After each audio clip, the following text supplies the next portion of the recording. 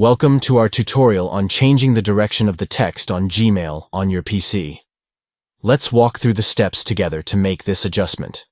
To begin, open Gmail on your PC using a browser as input tools are not available in the Gmail app.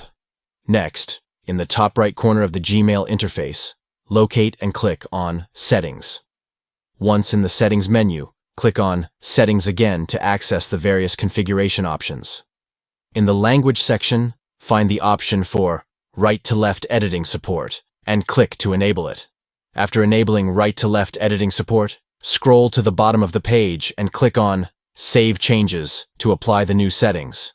When composing a new email and needing to change the text direction, look to the bottom left corner of the Compose window.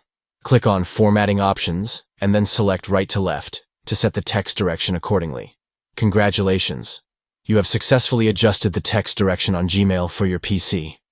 Enjoy a seamless experience when composing emails with the desired text orientation.